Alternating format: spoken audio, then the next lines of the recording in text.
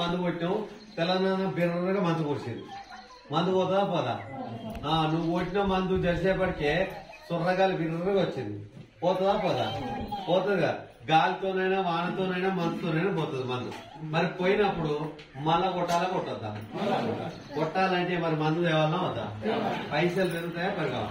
పెట్టుబడి పెరుగుతుందా పెరగదా? పెరుగుతుంది కదా. కానీ ఇది కలిపి కొడితే ఏమైతుంది తెలుసా? నువ్వు కొట్టిన 5-10 నిమిషాల తర్వాత నిండా కాదు, 4 రోజులు తుఫాన్ వచ్చినా 6 రోజులు తుఫాన్ వచ్చినా నువ్వు కొట్టిన మందు ఎటు అప్పుడు ఏమైతుంది? రైతు ఖర్చు తగ్గుతుందో తగ్గదా? పెట్టుబడి తగ్గుతుందా తగ్గదా? ఎసార్ 4 సార్లు కొట్టాల్సిన అవసరం లేదు. ఇంకోటి తెలుసా, ఇట్లా నువ్వు నార్మల్ గా ఒక చిన్న డ్రాప్ పడ్డ ఆకు మొత్తం పడుతుంది. కానీ ఇప్పుడు ఏం చేస్తారు? ఇది తగిలిందో తగలేదో, పడ్డదో పడలేదో, కింద దాకా పోయిందో పోలేదో ఎసార్ అని ఆన్నే పెడతారు పంపు. అప్పుడు కూడా పంపుల సంఖ్య పెరుగుతుందా లేదా? ఎసార్ నేను 6-7 పంపులు కొడతారు సార్ ఎకరానికి కంటే. కాదు మేము 12 కొడతామని చెప్తాం. 12 కొట్టేదంటే దీన్ని మరి ఏమంటున్నా నేను, ఖర్చు తగ్గుతుందా తగ్గదా? ఇంకోటి, నువ్వు పురుగుల మందు కొట్టినావు, పురుగు కింద ఉన్న పురుగు తావలే, మళ్ళా ఇంకోసారి తేవాలన్నా వద్దా? తావలేదు నాయన అంటే ఇంకో మందు రాసిస్తాడు. ఇదా కాదు? ఓకే. అదే విధంగా ఈ రోజుల్లో జనాలు ఎదుర్కొంటున్నటువంటి సమస్య ఏంటంటే, రైతులు ఎదుర్కొంటున్నటువంటి సమస్య ఏరుకుళ్ళు తెగులండి. ఏరుకుళ్ళు తెగులు చాలా డేంజర్ గా.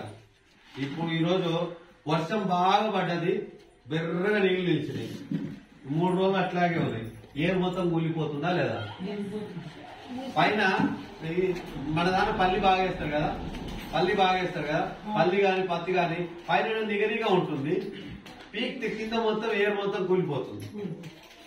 ఎసార్ నిజమా కాదా?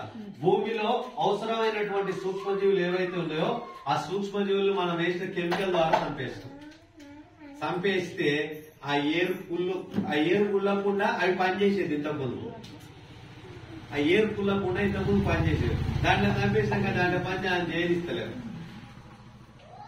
ఎంతసేపు మనం ఏం చేస్తున్నాం అంటే డిఏపి అన్నా, యూరియా అన్నా, లేదంటే పై మందులు కొడుతున్నాం, కలుపు మందు కొడుతున్నాం. ఇంత మించి ఏమైనా కొడుతున్నావా? ఏం కొట్టట్లేదు.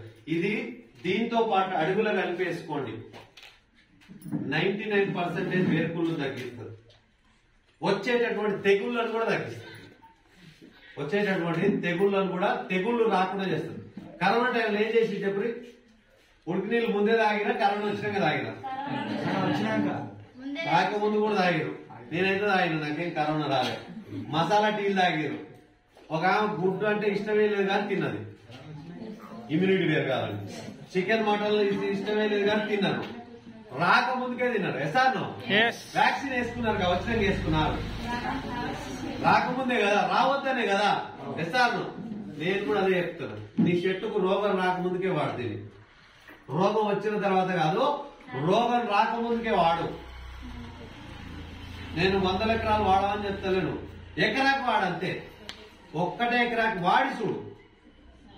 నీ పొలం అర్థమైంది, నీ పొలం బాగుంది, నీ ద్వారా 10 మందికి చెప్తే వాళ్ళకి మంచి చేసిన అవుతావా, చెడు చేసిన అవుతావా? మంచి చేసిన అవుతావా? ఎసార్ ఇన్నాళ్ళు అప్పులు పడినాడు, 2 పంటల తర్వాత లాభాల పంట పడ్డాడు, నీకు దండం పెడతారా లేదా? ఎసార్ ఇక్కడ నేను కూడా అదే చెప్తున్నా. నిజంగా అండి, నాకు వచ్చేదేమీ లేదు అవగాహన కల్పించడానికి. సో ఇది వాడితే వేరుకుళ్ళు తెగులు తగ్గిస్తుంది, వచ్చే తెగుళ్లను తగ్గిస్తుంది, చీడపీడల నుంచి చెట్టును రక్షిస్తుంది, ప్రొటెక్ట్. ఇప్పుడు రోడ్డు మీద చెట్టు నాటినాం, అది ఒక మొక్క నాటినాం, మొక్క ఎదిగి వృక్షంగా మారాలి. ఊరికే అట్లా నాటి వదిలేస్తే సరిపోతుందా? అది ఏం చేయాలి? రోడ్డు ఏమంటే పసులు వస్తాయి, జీవాలు వస్తాయి, ఓడోడు తులుగోడు ఊరికే చంపుతాడు. ఎసార్ నిజమా కదా? అది వంగుతుంది, గాలికి వంగుతుంది, వర్షానికి పొంగుతుంది. దానికి ఏం చేయాలి? సార్ అన్నట్టు ఒక కట్టె కట్టాలి, చుట్టూ ఫెన్సింగ్ వేయాలి. ఎసార్ దాన్ని చూసుకోవాలి, వదిలేస్తే అయిపోతుంది. రోజు ఇంత నీళ్లు పోయాలి, పోయాలో అవుతా మరి అంతా చేసుకుని అది పెరిగి పెద్దయి వృక్షంగా మారుతుంది. నిజమా కాదా? మరి ఇది కూడా అట్లా చేస్తుంది. ఓకే, నెక్స్ట్ వచ్చేసి అగ్రిగోల్డ్ అండి. ఈ అగ్రిగోల్డ్ అనేది మనిషికి ఇమ్యూనిటీ పవర్ ఇమ్యూనిటీ లేదు అంటారు కదా, ఆ ఇమ్యూనిటీ పవర్ ఇచ్చేటటువంటి మనం ఫుడ్ తింటున్నావా, ఆ ఫుడ్ ద్వారానే మనకి ఇమ్యూనిటీ వస్తుందని. సో ఇది ఇమ్యూనిటీని ఇస్తుంది చెట్టుకు. బతకలేనటువంటి పరిస్థితుల్లో కూడా చెట్టును బతికిస్తుంది. చెట్టు బతకనటువంటి వాతావరణ పరిస్థితులు ఉన్నా కానీ ఇది బతికిస్తుంది. ఇంకోటి ఎండ నుంచి మరి కిరణజన్య క్రియ అంటారు.